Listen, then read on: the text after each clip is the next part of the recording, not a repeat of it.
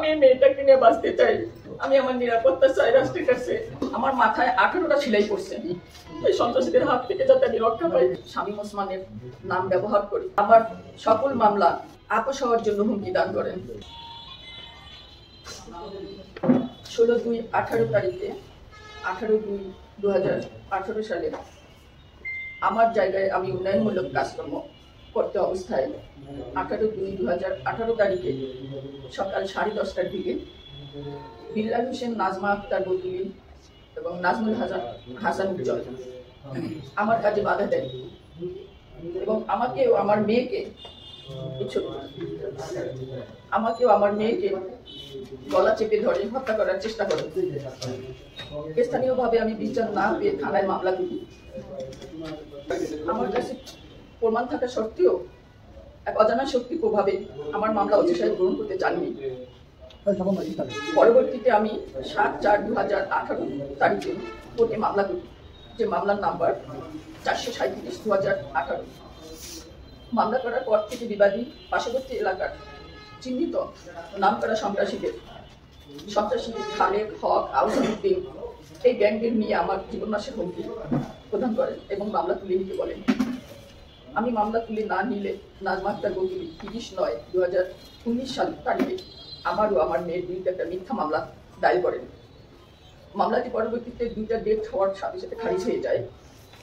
তাদের করা মিথ্যা মামলা খারিজ হওয়ার পর থেকে বিভিন্ন চিহ্নিত সন্ত্রাসী খালেদ, হক, আউসানুদ্দিনদের গ্যাংকে দ্বারা আমাকে নানান রকম হুমকি প্রদান করেন এবং আমাকে বিভিন্ন অজুহাতে আমার কাছ থেকে চাঁদা চাওয়ার চেষ্টা করেন। আমি আমার জমি দখলের চেষ্টা করি।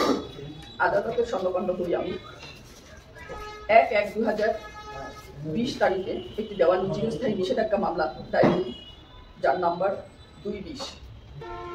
আমি আমার জায়গা সীমানা দেয়াল করার কালে 25/8/2021 তারিখে বিল্লাল, নাজমা, উজ্জ্বল, মিতু তাদের পূর্ব পরিকল্পনা অনুযায়ী আমার জীবন নাশের হামলা করে এবং আমার বিভিন্ন শরীরে তেলোপাতারি কিল ঘুষি দিয়ে বিভিন্ন জায়গায় মারাত্মক রক্তাক্ত জখম করেন এবং আমার মেয়ের 2টি দাঁত ভেঙে দেন। আমার হাতে থাকা মোবাইল, কানের দুল এবং হেয়ারিং মেশিন নাজমা আক্তার কেড়ে নেন। আমি থানায় মামলা করতে গেলে গড়িমসি করে।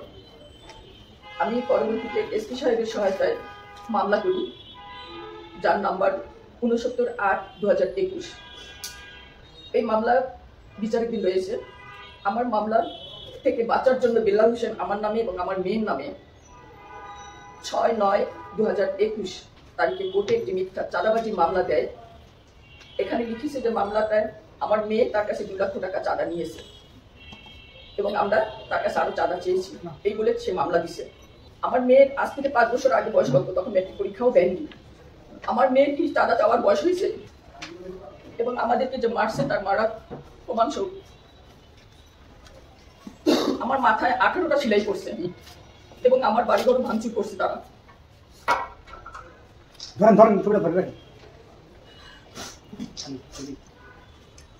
তদন্ত ছাড়া বিল্লাল হোসেনের পক্ষে তদন্ত প্রতিবেদন দাখিল করে। পরবর্তীতে যখন আমরা এই চাঁদাবাজির প্রতিবাদ করি যে আমার মেয়ে চাঁদা চেয়েছে,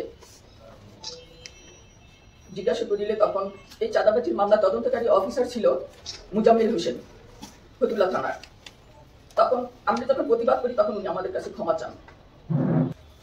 আমার করা মামলা 437/2018 আসামিদের 1 বছর সশ্রম কারাদণ্ড দণ্ডিত করেন। ওরা আপিলের শর্তে জামিনে এসে শামীম ওসমানের নাম ব্যবহার করে শহীদনগর এলাকায় চিহ্নিত সন্ত্রাসী মাদক ব্যবসায়ী মুজাহিদ মোল্লার বাবা সন্ত্রাসী গাজী মোল্লাকে আমাকে এবং আমার সকল মামলা আপোষ হওয়ার জন্য হুমকি দান করেন এবং আমার কাছে গাজী মোল্লা চাঁদা চেয়েছেন। আমি দিতে অস্বীকার করলে 2/10/2023 তারিখে সন্ত্রাসী নিয়ে আমার বাড়ির গেট দেয়াল ভাঙচুর করে এবং 6/10/2023 তারিখে আমার মেয়েকে রাস্তায় নাজমা একা পেয়ে আর তার ভাসুর রফিক, বিল্লালের বড় ভাই, মারধর করে। 7/10/2023 তারিখে সকালে অস্ত্র নিয়ে বিল্লাল, নাজমা, উজ্জ্বল অজ্ঞাত লোকজন সাথে নিয়ে আমাকেও আমার মেয়েকে খুন করার উদ্দেশ্যে আমার বাড়ি সীমানার মধ্যে ঢুকে পড়ে এবং আমাকে আমার মাথায় 3টি কোপ দেয়। 2টি কোপ আমার মাথায় লেগেছে এবং 1টি কোপ আমার মেয়ের হাতে আসল লেগেছিল। মামলাটি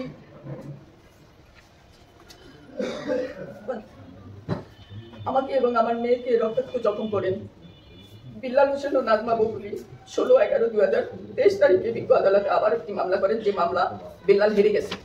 এবং যেহেতু ধারা 1, বিল্লাল হোসেন তার পরিবার সদস্যরা 22/5/2024 তারিখে সকালে সন্ত্রাসীদের নিয়ে আমার কাছে চাঁদা চাইতে আসলে আমি ও আমার মেয়েকে মারধর করেন, রক্তাক্ত জখম করে এবং আমার বাড়িতে লুটপাট এবং দেয়াল ভাঙচুর করে। সেই ভাঙচুরের ছবিটা 22/5/2024 তারিখে আমার বাড়ি ভাঙচুর লুটপাট করে উল্টো আমার নামেই মামলা করে লেবারকে ভিকটিম সাজিয়ে এবং মিথ্যা মামলা করে আমাকে জেলে 25 দিন আটকে রেখে নাজমা আক্তার বকুলি বেলপাড়ার ওয়াইফাই ব্যবসায়ী তন্ময় হাবিব কুতুবপুর ইউনিয়ন পরিষদের বিএনপি সভাপতি হাজী বিল্লাল হোসেনের শালা আক্তার হোসেনের ছেলে শান্ত তার খালুর বিএনপি পদে ক্ষমতার জোর দেখিয়ে মিস্ত্রি রাজীব ও অন্যান্য লোক দিয়া 28/11/2024 তারিখ থেকে 5/12/2024 তারিখ পর্যন্ত আমার বাড়ির সামনের সেই দেয়াল, গেট এবং ক্যামেরা ভাঙচুর করে চুরি করে নিয়ে যায়। এবং এই যে ভাঙচুর করছে, আমাকে যখন অ্যারেস্ট করে তখন ওসি শরীফুল্লাহ সাহেবকে আমি বলছিলাম যে আমাকে মিথ্যা মামলা অ্যারেস্ট করে কোনো অসুবিধা নেই, কিন্তু আমার দেয়াল এবং আমার মেয়েকে যেন আপনি রক্ষা করেন, কারণ ওরা এই যে ষড়যন্ত্র করছে যে আমাকে যেভাবে হোক জেলে পাঠিয়ে আমার দেয়াল ভাঙচুর করবে। সেই ভাঙচুরের ছবি আপনারা এখানে দেখতেছেন। ওসি সাহেবকে আমি বলছি খুনি বলে আমার বিশ্বাস হয়নি, কিন্তু 7 দিন পয়সা ভাঙছে, ওসি সাহেবের সহযোগিতায় ভাঙছে, ওসি সাহেব কিছু বলেন নেই, কোনো আইনগত ব্যবস্থাও নেন নেই এবং 7 দিনই লোক পাঠিয়েছিল। আমার মেয়ে অনুরোধ করছে এবং আমার মেয়ের সাথে কি কথা বলা হয়েছে সেগুলো আমি রেকর্ড আপনাদেরকে শোনাবো, যে ওসি সাহেবের সহযোগিতা না পেলে আমার 7 দিন বসে আমার দেয়াল ভাঙচুর করছে, কিন্তু আইনগত উনি কোনো ব্যবস্থাই নেন নেই, যা আমি দেখি নেই এবং এই সন্ত্রাসীদের আমি চিনিও না। তারা এখনো আমাকে সন্ত্রাসী দ্বারা হুমকি দামকি দিচ্ছে যে আমার বাড়ি ছেড়ে চলে না গেলে আমাদেরকে খুন এবং গুম করবে। আর নাজমা বেগম কিলার ভাড়া করছে আমাকে ড্রাগ চাপা দিয়ে যে কোনো সময় মেরে ফেলবে। বিল্লাল সহ তাদের সকল সন্ত্রাসীদের আশ্রয় দাতা হয়েছে কুতুবপুর ইউনিয়ন চেয়ারম্যান মনিরুল আলম সেন্টু। সেন্টু সাহেবের সহযোগিতায় ও এতই ক্ষমতাবান দেখায় যে ও অনেক কিছু, এবং সেন্টু সাহেব নিজেও এই জমি মাপজোপ করে চেষ্টা করছে উদ্ধার করার জন্য, কিন্তু পরবর্তীতে এই সেন্টু সাহেব আওয়ামী লীগে যোগ দিয়ে সন্ত্রাসী খালেক হক যা যা করেছে উনি তাই করছেন। আমার প্রতি, আমার মেয়ের প্রতি যে অবিচার নির্যাতন করছেন এবং আমার বাড়ির সামনে আমি যে রাস্তা দিয়ে চলি সেটা আরেকজনের জায়গা দিয়ে, সেই বাড়িওয়ালার অনুমতি ছাড়াই আমাদের পথ রোধ করছে। দেখো, মেম্বার, চেয়ারম্যান এবং ভুইগড়ের মিন্টু আওয়ামী লীগের, এদের দ্বারা বাউন্ডারি দেয়াল আমাকে আটকানোর চেষ্টা করছেন। এই ঘটনার পর মামলা করি, মামলাগুলো নারায়ণগঞ্জ আদালতে বিচারাধীন রয়েছে। আমি মামলা করে সন্ত্রাসী বিল্লাল সহযোগীদের হাত থেকে এখনো রক্ষা পাচ্ছি না। বিল্লাল হোসেনের গ্যাংরা আদালত থেকে সময় নিয়ে বিচার ব্যবস্থা কি ধীর গতিতে চালাচ্ছে, বারবার সময় নিয়ে এই বিচার থেকে আমাকে বঞ্চিত করা হচ্ছে এবং ও সময় নিয়ে আমাকে খুন করার হুমকি দিচ্ছে, মিথ্যা মামলায় হয়রানি করতেছে। বর্তমানে আমার পরিবার নিয়ে, আমার মেয়েটাকে নিয়ে আমি খুব কষ্টে চিন্তায় দিন যাপন করতেছি। সাংবাদিক ভাইয়েরা, আমার এই মেয়েটা ছাড়া এখানে আমার কোনো আত্মীয় স্বজন, আমার কোনো আপনজনও নাই। আমার সদস্য পরিবার শুধু এই 2 জন। আমি কোনোদিন কোনো মানুষকেও ডাকিনি আমার পাশে দাঁড়াবার জন্য, এবং আমাকে কোনো প্রতিবেশীও সহযোগিতা করেনি। আমাকে যে এত নির্যাতন করছে, প্রত্যেকটা নির্যাতনই আমাদের আশেপাশের লোকজন নীরবে তাকিয়ে দর্শকের মতো দেখছে, না আমাদেরকে সহযোগিতা করছে না সাক্ষী দিচ্ছে। আর যারা সাক্ষী দিবে তাদের নামে তো মিথ্যা হয়রানি মামলা করছে, যার কারণে কেউ সাক্ষী দেওয়ার সাহস পাচ্ছে না। আমি নিরুপায় হয়ে আপনাদের কাছে আবেদন জানাচ্ছি এই ঘটনাগুলোর সুস্থ তদন্ত ব্যবস্থা গ্রহণ করার জন্য এবং ন্যায় বিচার যাতে পাই সেই ব্যবস্থা করার জন্য, আর আমার জমি আমি যাতে ফেরত পাই সেই ব্যবস্থা করার জন্য। আমি এই জমিটুকু আমার বাচ্চারা ছোট থাকতে আমি খেয়ে না খেয়ে পয়সা জমিয়ে আমি এই জমি কিনছি 97 সালে। তখন জমি খুব সস্তা ছিল এবং ধান ক্ষেত আমি কিনছি।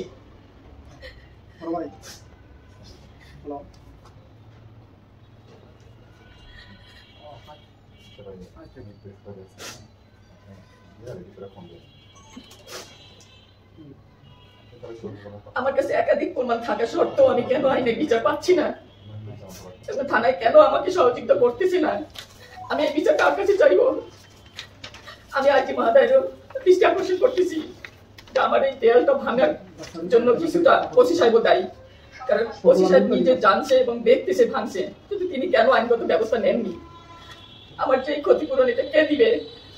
7 দিনই উনি পুলিশ পাঠিয়েছে, কিন্তু কোনো কঠোর ব্যবস্থা নেননি। উনি যদি একটু কঠোর ব্যবস্থা নিতেন তাহলে আমার দেয়ালটা রক্ষা পেত এবং আমার মেয়েও নির্যাতনের হাত থেকে রক্ষা পেত। আমি মামলা করার পরেও ওসি সাহেব 18 তারিখ থেকে 2 তারিখ পর্যন্ত মামলা নিতে চাননি, যেহেতু না বিএনপির লোকজনও জড়িত, সেই জন্য উনি মামলা নিতে চাননি। আমি এসপি মহোদয়ের সাথে জানাইছি, উনি কোনো ব্যবস্থা নেননি। শেষে আমি বাধ্য হয়েছি ডিআইজি সাহেবকে ফোন দিয়ে এবং এই মামলার যে সন্ত্রাসীদের ভাড়া করা গুন্ডারা যে আসছে সেই ভিডিও ডিআইজি স্যারকে পাঠিয়েছি। ডিআইজি স্যারকে ফোনে আমি জানাইছি সমস্ত ঘটনা। তখন উনি আমাকে পরামর্শ দিলেন যে ফতুল্লা থানার যে ক সার্কেল ওনাকে জানান। আমি ওনাকে ফোন দিয়ে ওনার কাছে আসতে বলি, উনি ব্যস্ততার থাকা সত্ত্বেও উনি এসপি অফিসে আমাকে ডেকে নিয়ে উনি আমার সাথে দেখা করে এবং আমার ঘটনা এগুলো দেখার পরে এবং ওই ভিডিওটা আমি দেখাইছি তাকে।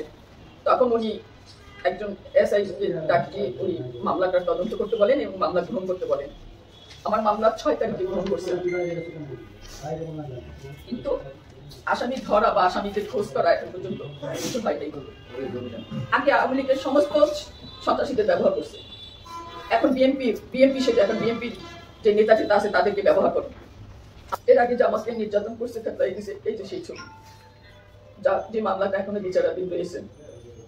আমার দাবি, আমার সীমানা বাউন্ডারি যেটা ভাঙচুর করা হয়েছে সেই ক্ষতিপূরণ এবং আমার বাউন্ডারি করে আমার জমিটা উদ্ধার করা। আমি যাতে শান্তিতে আমার মেয়েটাকে নিয়ে বসবাস করতে পারি, এই সন্ত্রাসীদের হাত থেকে যাতে আমি রক্ষা পাই সেই ব্যবস্থা করা। যেহেতু আমার কোনো আত্মীয় নাই, স্বজন নাই, আমার কোনো অভিভাবক নাই, আমি এই মেয়েটাকে নিয়ে বাঁচতে চাই, আমি আমার মতো করে বাঁচতে চাই। আমাকে যেহেতু এলাকার কেউ আমাকে সহযোগিতা করবে না, আর এত নির্যাতনের পরও একটা এলাকার মানুষ আমি কাছে পাই নাই, বা তারা কখনো আমাকে জিজ্ঞাসাও করে নেই যে আপনাকে এই নির্যাতনের কারণ কি।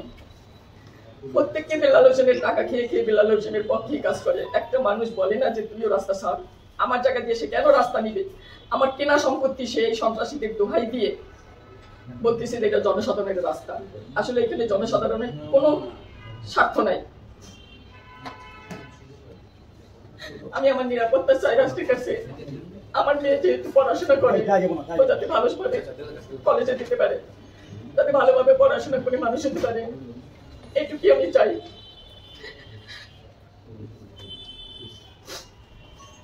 আর আমার নামে যে মিথ্যা মামলা করছে দুটো, সেই মামলা যাতে আমি ন্যায় বিচার পাই। আপনারা একটু তদন্ত করে দেখবেন যে আমার মেয়ে চাঁদাবাজি করে কিনা, বা আমি অতীতে কোনো এই ধরনের কোনো চরিত্র আমার আছে কিনা। আর এই যে মামলাটা এটা সুস্থ তদন্ত করে জানি আমার ন্যায় বিচার পাইয়ে দেন। কারণ যে অপরাধ করি নাই আমি, সেই অপরাধের শাস্তি আমি আগেই ভোগ করছি।